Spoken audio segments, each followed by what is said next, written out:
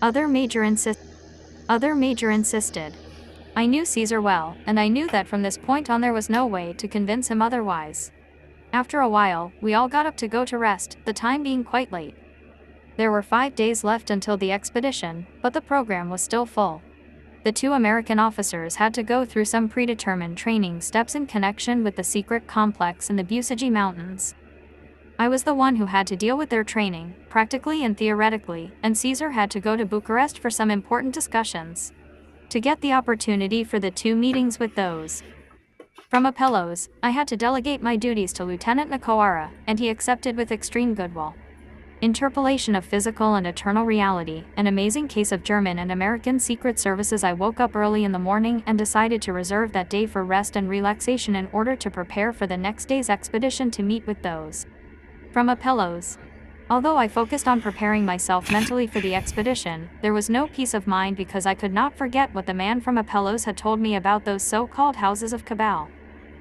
I went to the office and started researching, hoping to find some information in our database about a possible secret operation between the US and Germany that had taken place in recent years. I was not successful, so I had to resort to using some of the relationships I had in the BND. We already knew that the German Secret Service was never too generous with the exchange of information, but we rely on the collaboration that sometimes exists between agents to obtain data of mutual interest. Footnote: BND is an abbreviation for Bundesnachrichtendienst, the German Secret Service which was created and run by Reinhard Gehlen, the Nazi who also set up the CIA. Relationship spoke, and the same day we received a secure copy of the preliminary report for that secret operation. I immediately realized that it was just a 2-page summary of a full report on the event, and details were lacking. The operation had taken place in 2005 and was immediately classified into the highest category of security. I wanted to read the whole report, but my source in the BND told me that they had no access to that level. I thanked them and decided to try my chance with the Americans because, according to the summary report and what I had seen on the holographic screen, both countries had been involved in that activity. Finding Caesar in the training room, I briefly addressed the situation. He had tangentially heard of a U.S. Army secret division which only dealt with the study of space-time distortions in the U.S.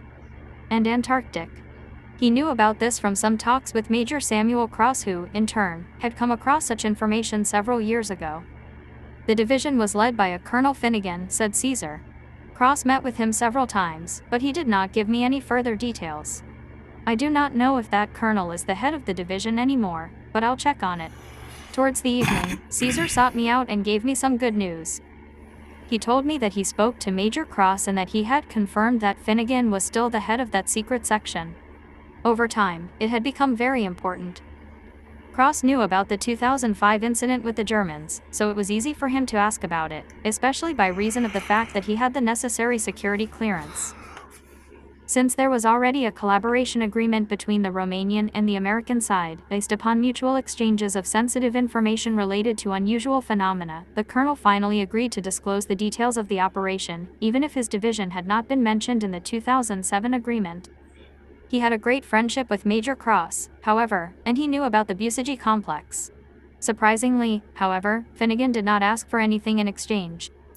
Surprised, I noticed that even the secret services can have a human face. I received a dossier with several dozen pages the same evening which I immediately read with great interest. There was a corroborated analysis of the BND report with that of the FBI. Indeed, I can say that it was a most unusual operation, having disturbed both sides enough to the point where it warranted the establishment of a special division under Finnegan's leadership. The situation was such that both the Germans and the Americans were somehow on the same wavelength without knowing it. Somehow, there were parallel events in both Bavaria and the city of Detroit. In Germany, special troops were alerted but only after what began as mere routine curiosity turned into genuine perplexity and suspicion. In a German city, there was a very old house, built almost 300 years ago. Having been rebuilt and renovated several times, it somehow kept its late medieval appearance. The problem was that it was in a demolition area where a large park was planned. The surrounding buildings, all very old, had already begun to be demolished, but that house was well defended by property law. Besides, it also had a historical protection status. Discussions, proposals and even legal proceedings had gone on for many years, but no one had ever seen the owner. Lawyers said that he was always abroad, being in important businessman who did not want to sell or give up that old building. In the legal papers, it appeared that he had inherited the property, with all of the other papers referring to the descendant. It seemed to be a problem with no solution. At one point, the city officials asked the police to do some discreet research because, despite the efforts of state officials, they were unable to contact the owner of the house to conduct direct talks and negotiations. Any such dealings, at the order of the owner, were to be done only through the law firm. After a time, however, things became very strange. Taking advantage of the cameras already fitted for the future park, discreet observation of that house began. The reports indicated that it was not inhabited during the first 4 months of 2005. Then, at the end of April, the first person, possibly the owner, went inside and came out only 4 days later. In the summary note I had received from my BND colleague, the police report stated that the man who entered had no luggage but only wore a raincoat over his clothes. There were obviously no goods in the house because it had remained uninhabited for several months. Even so, the man did not go out until 4 days afterward. The police became suspicious and informed the BND, believing that the situation contained a certain risk of terrorism or other dangerous actions. The observation of the house continued, this time with a superior technique and Secret Service personnel dedicated specifically to that operation. The house was again deserted. In just 2 months, another person, a tall brown-haired man with a small backpack, was seen entering it. The team carefully monitored the house for the next 7 days without seeing lights, movement or other people entering or going out. Intrigued by the unusual situation, the head of the team made the decision to penetrate the inside. Additional outside help was called upon for observation, the German team being 10 in number. On the other side of the ocean, the situation was slightly different. While the Germans merely observed a building, the FBI actually chased a suspect. He was a tall brown-haired man with unnaturally white skin who did not appear in any civil or visa records of the United States, but he had been involved in a particular accident. He had been sporadically observed from 2003 to 2005 in various cities on the east coast of America, but each time, he was lost. The case was solved in 2005 when an alert was given that the person had suddenly appeared in Detroit, whereupon he was arrested. The FBI team, however, wanted to closely follow the subject to see if he had any associates. Additional trigger forces had been mobilized so that the character could no longer disappear as had happened before. The man was traced to a house in a neighborhood near the outskirts of the city where he entered alone. A special FBI intervention team of 7 members then arrived and were strategically placed around the building. What developed from that point precipitated even more confusion. Reading the American report, I had the global vision of what had happened there, but none of the parties involved, neither the Germans nor the Americans, knew each other. When 6 members of the German team entered the old Bavarian townhouse, they found no one there. The rooms were large enough, measuring about 3 meters tall, and were modestly furnished. 4 of the German agents walked into the middle of the house through a hallway that led them into a room that was larger than the others that was placed perpendicularly to the direction from which they had entered. On the opposite wall, they saw an ordinary door located exactly at its center. The only strange aspect was that on the side of that door facing them, there were ingrained stones on the wall that were just like those from a river at the base of the house. The German agents were tense as they heard more voices on the other side of the door, addressing them in English in a commanding tone. The U.S. report mentions the hot part of the operation as follows. The German team violently broke the wooden door between the 2 rooms, being prepared for automatic weapons. Our team, more specifically 3 of the 4 agents who entered the house, Sergeants number 1, number 2, number 3, also had their weapons on the door because we had heard voices giving orders in the German language. They had 4 agents and we 3. At first, we screamed at each other to drop the guns, but in all of that tension and agitation, we could not understand anything. Then, we suddenly stopped because we were all stunned. The German and American operatives were staring at each other after finding each other in a large but completely empty room. What follows is a fragment from the summary of the German report according to what the team commander said. T looked in the room from behind one of the windows. It was evening and was raining hard enough our clothes and equipment were wet. I turned my head towards to view through the window inside the empty room where the American agents were, and I saw it was noontime there with the sun shining in the blue sky. None of us could articulate a word. I knew that the images were being transmitted in real time, but everyone was silent during those moments. The surprise was colossal. In the report, it was mentioned that when agents were at the broken door, that is, when interacting with interdimensional space, the image was distorted, but it was still possible to distinguish what was going on there. After the portal area was entered, images returned to normal.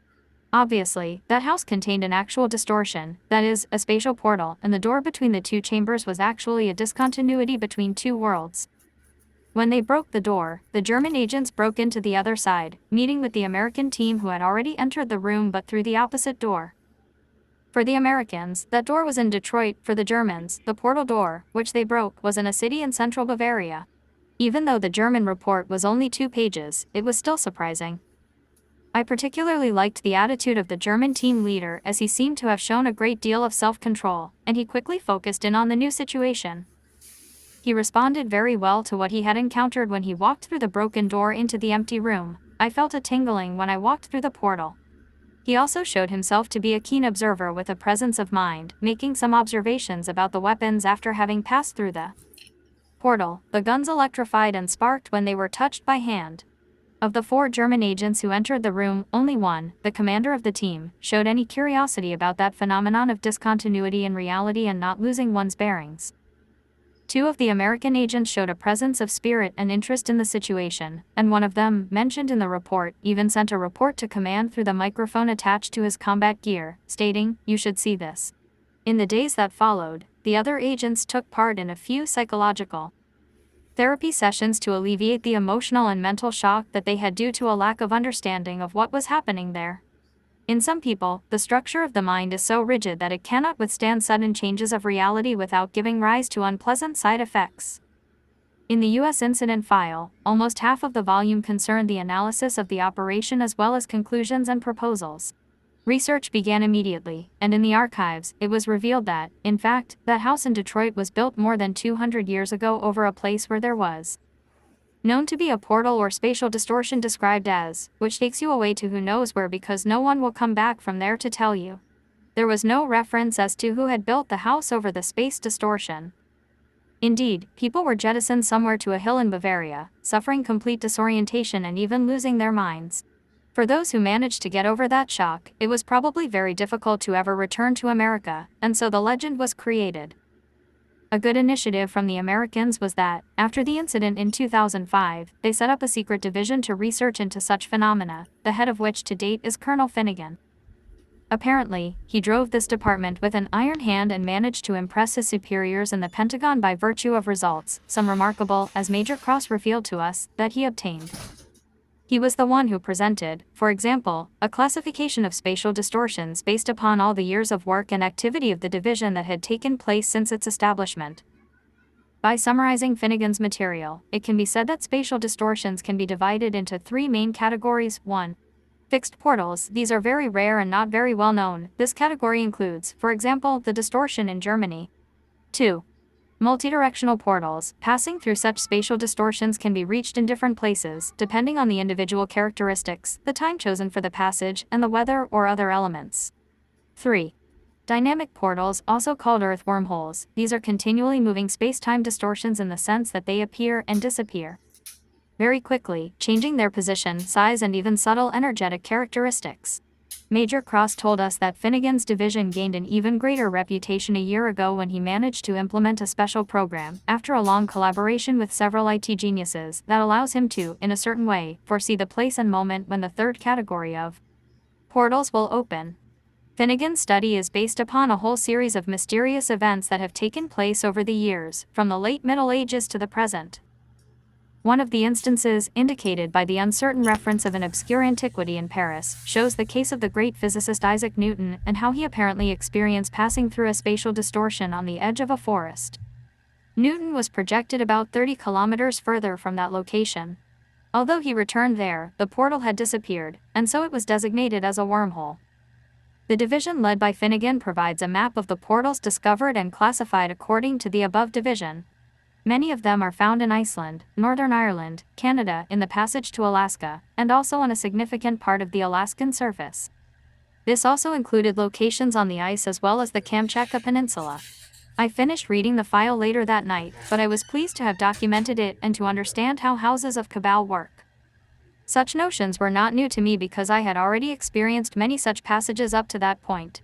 Besides, they were commonplace within the secret complex of Busagi and its tunnels. But, the impact of such a situation on human beings who are not accustomed to this kind of situation is often intimidating. Reading the two reports, we have found that there are two main categories of people: those who are open to such experiences and have a level of consciousness that allows them to adapt quickly to them, and those that do not support the vibrational jump or change in thinking paradigm. For them, the threshold is too high. I then remembered the phenomenon of population segregation which Caesar had put in the spotlight shortly before, a factor which will dramatically increase in the years to come. This was an additional reason to better understand that the radical transformation of mankind can only come from elevating the level of individual consciousness. Chapter 4, Humanity's Origin on Earth. From the cosmic to the quantum level, I was glad that I had managed to arrange everything in order that I could attend the two meetings with those from Apellos. Lieutenant Nakahara dealt with the training of the two American officers, and this gave me the time to prepare for the next day and also to solve other pressing tasks within the base. Everything went really well. The officers from the Pentagon proved to be cooperative, and they assimilated perfectly. Arriving punctually for the meeting, things went quickly as far as I was concerned. Although I was told we were early, everything worked out as it should. We were in the hangar that the Apellos used for surface activities. Mentor the Apellos man received me very kindly and with friendliness, leading me to the holographic viewing room. Already in front of us were two comfortable armchairs that had been arranged for our visit. I was given the special helmet in order to access as much information as possible. "Someone in our world wants to give you some important things," he said with a smile. I looked at him with wonder and an inquiring gaze as the Apellos man directed my attention to the holographic screen that was projected in front of me. It was big and blue. Appearing immediately with it was the image of a very beautiful woman who looked at me carefully, almost serenely. She was about 5 minutes 7 seconds tall and brunette with her hair cut straight in the back, descending a little bit down to her shoulders.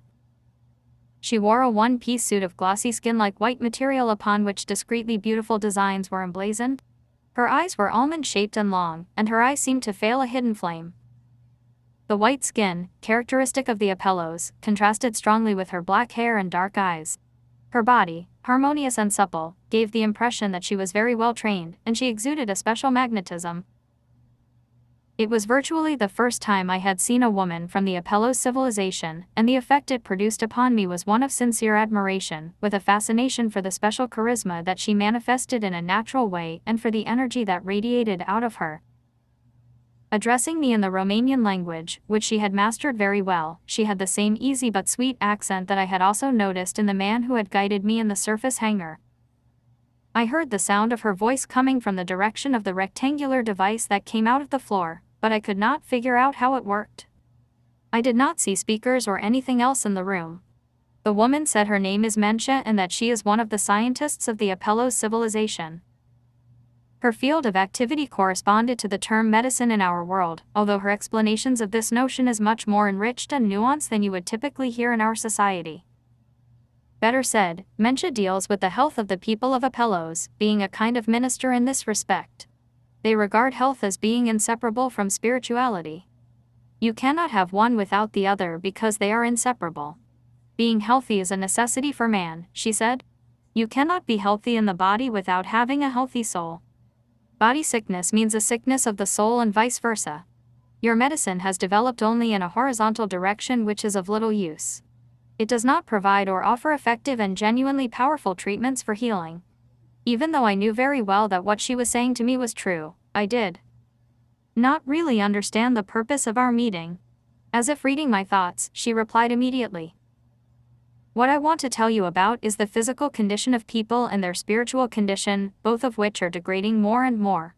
From our point of view, it is worrisome because our analysis and observations even show a degradation of base DNA in many people on the surface of the planet, and this is very dangerous. This is primarily due to neglect of health. In turn, health is linked to a much deeper understanding of human nature and body composition. The physical part must be correlated with the subtle part of the being. This means that what is material, that is, the body, must be correlated with what is spiritual, that is, with subtle energy and consciousness. Your people not only separate the body from energy and consciousness, but many of them completely ignore the spiritual side. This is a sure recipe for decay, suffering, and involution. My hope is that you will be able to share this with as many people as possible. Mencha spoke with a lot of passion, force, and feeling, drawing my attention to the fact that the human health situation in the world has become alarming. The solution, she said, is not in national and international health associations and bodies, all of which are merely administrative machinations of political, personal, or group interests. These organizations do not improve the situation. At best, they perpetuate it on the same level. I noticed anger in her, which I interpreted as a sincere concern and expression of compassion for human beings. There's not much to do in this direction, I said. It's a terrible octopus at this level of drugs, hospitals, and medicine in general. The change must come from a profound level. Of course. One has to first of all change the vision and mentality, she replied quickly. This will lead to new discoveries of great value which integrate the human body into the universal holographic structure. The problem with this, I said bitterly, is that I do not want that. Having talked with Caesar on this subject a couple of years ago, I knew the subject quite well. We even had access to some sensitive files in this area. Unfortunately, we always butt up against a colossus in this area which seems to crush everything and not let any flowers grow. My metaphors were immediately understood by Mencha, who was not at all foreign to the subject. We know of this serious situation on the surface world. To you, a number of harmful factors cause disastrous combinations. Governments are avid for money, power, and political influence. In order to obtain them, they allow the use of very harmful products in food and treatments. Many of the laws are insidious, and the knot of financial interests is immense. We, however, firmly say that change comes from the population, not from riots, but from a change of mentality. People must understand that they must produce a transformation in their conceptions and then be firm in maintaining those superior ideas that in some way imply the ascension of being. She paused for a few moments before speaking with great determination. Transmit this further, because any seed has its fruit later. I smiled to myself, noticing that Mencha was taking over the style of expressing herself through occasional metaphors. Ultimately, however, she was perfectly right, because a superior world is primarily a world of perfectly healthy people, full of radiant energy and vitality. It would be difficult to imagine a sick and afflicted society which is also advanced from the point of view of technology and spirituality.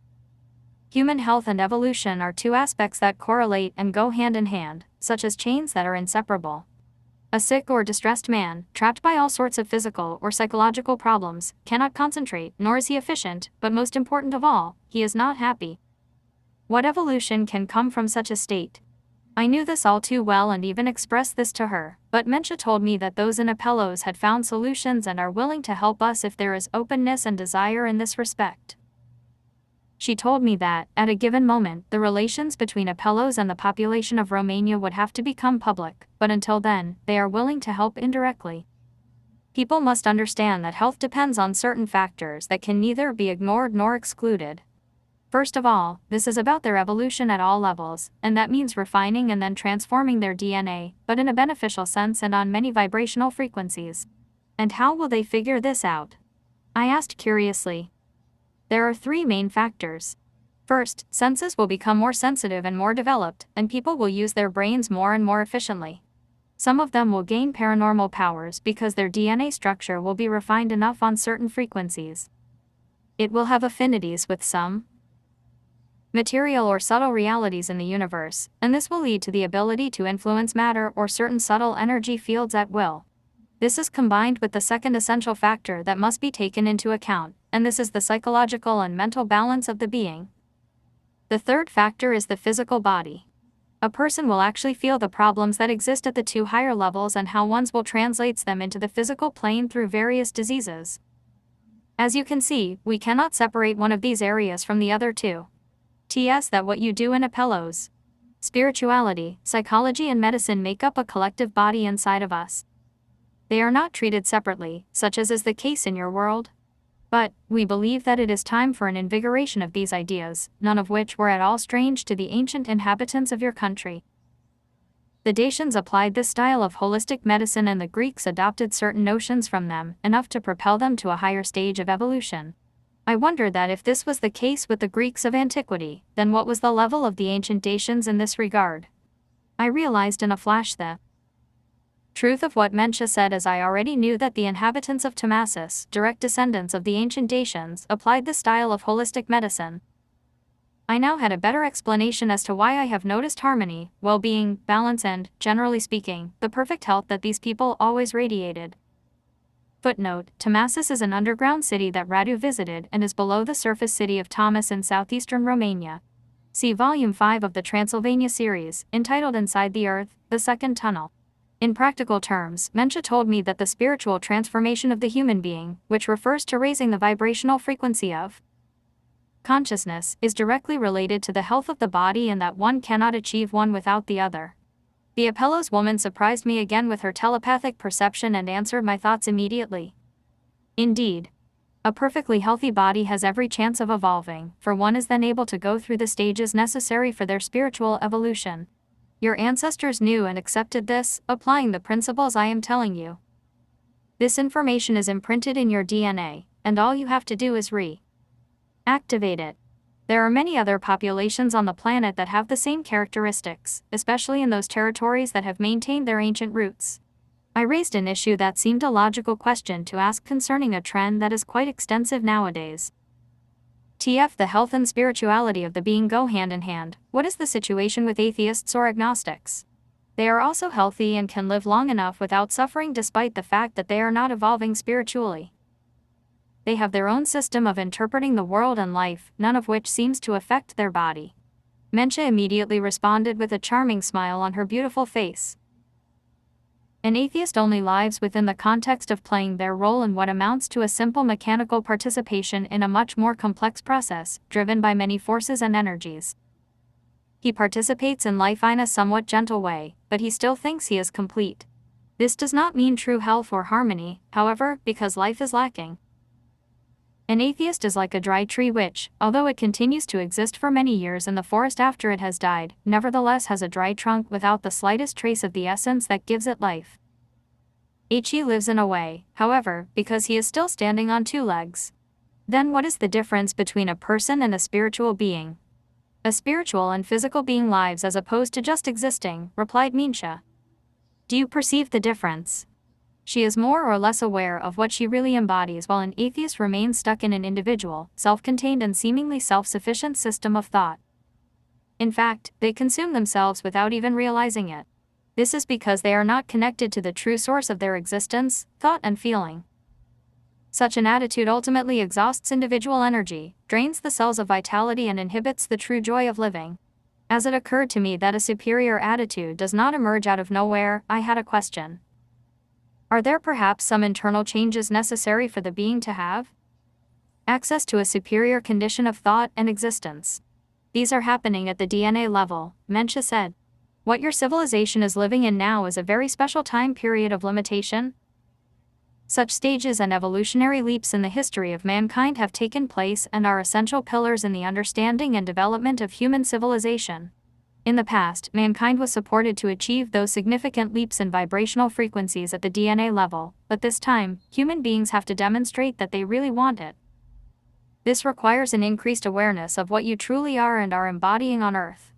I was very interested in the opportunity to know more about those essential moments in the evolution of mankind, and I asked Mencha to talk about it. She replied that this was the main reason why I had been invited there and that I would immediately begin to view the main elements of the origin and nature human beings on the holographic screen.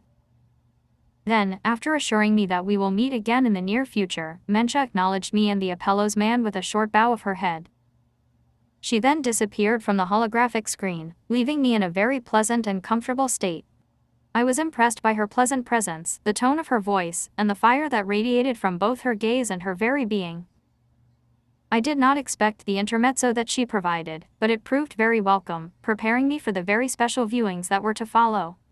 After closing the image on the holographic screen, the Apellos man told me that there would be many hours of viewing and talking, and that is why he suggested to me to concentrate as best as I could. A little excited, I prepared my interdimensional helmet and sat down in the comfortable armchair, anxious to find out the mysteries of our civilization's history that had not been revealed to me so far. A special star configuration. I was happy with the fact that I already had some experience with the holographic system of presentation and interpretation of the images I was seeing, as well as the way to interact with the screen through my helmet. It had been explained to me that the processing of Akashic images could be done very easily, but in order to receive them, I had to mentally connect myself as efficiently and quickly as possible to the flow of images that appeared on the screen. In this way, I could have full personal control over the emission of the visual flow, all of which would be modulated by my psychological and mental characteristics.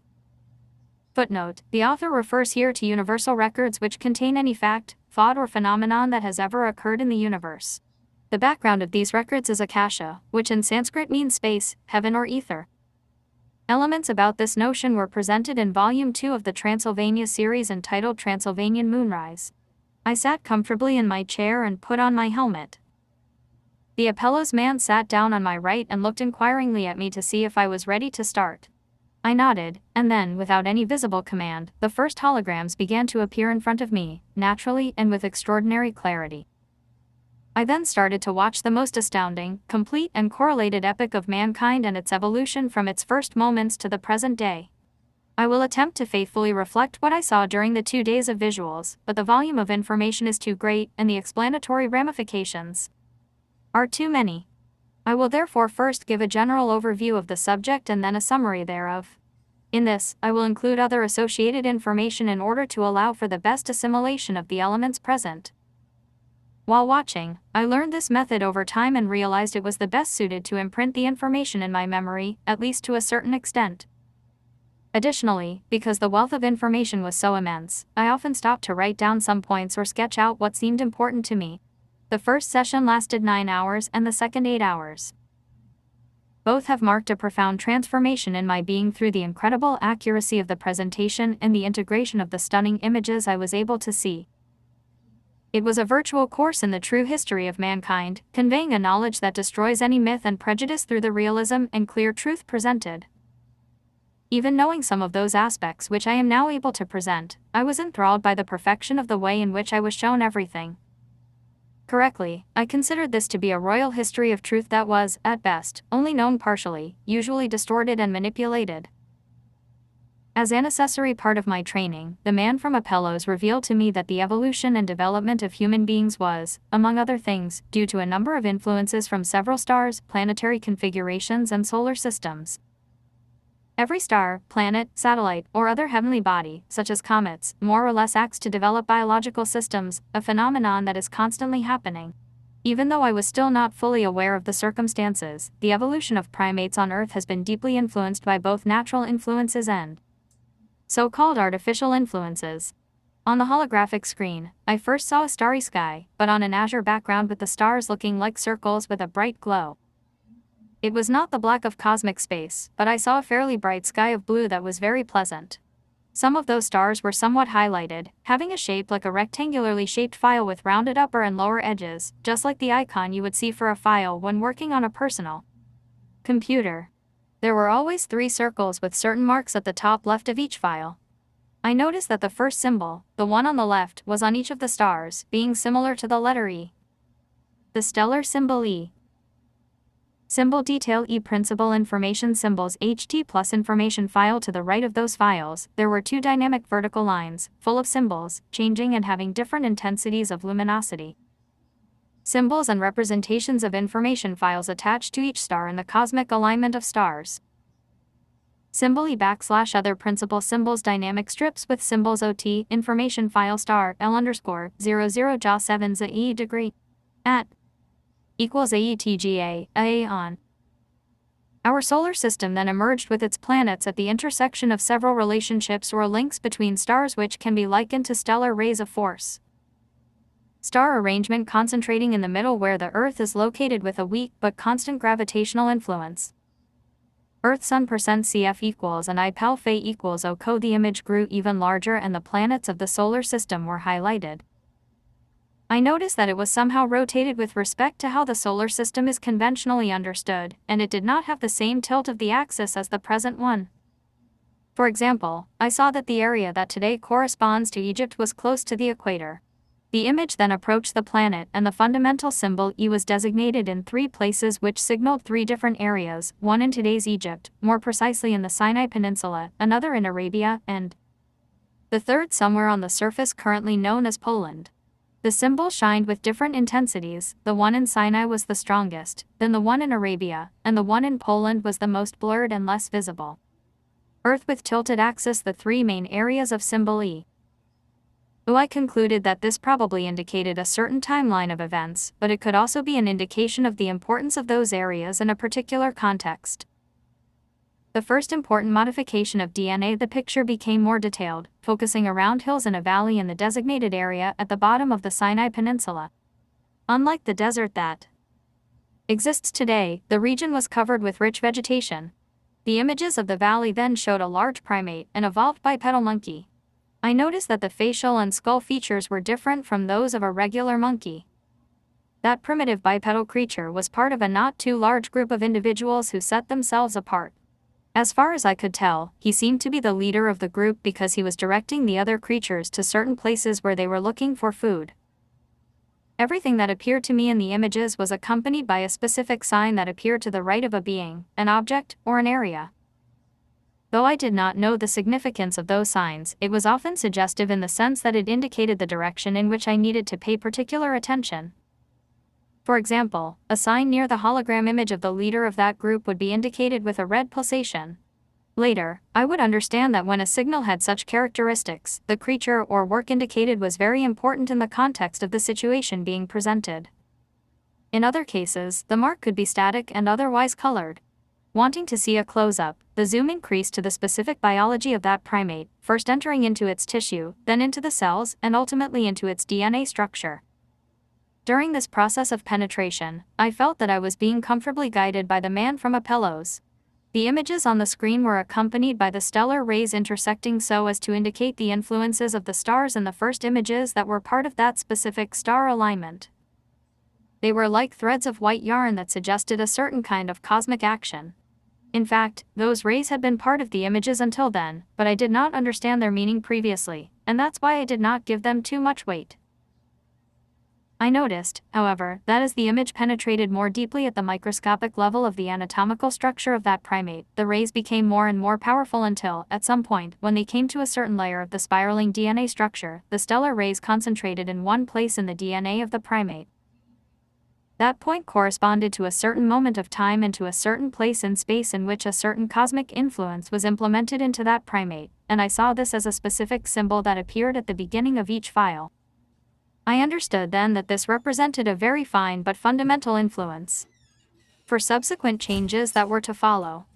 Even though it is difficult for some to accept that stars can have such an influence on the development of human beings, I have realized, as a result of following the evolution of humanity on the holographic screen, that the stars and configurations they form permanently act in this manner.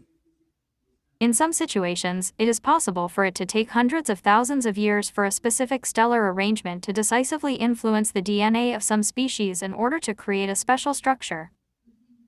Those structures or stellar configurations may remain active for thousands or even tens of thousands of years, during which time modifications to the DNA of those species become complete.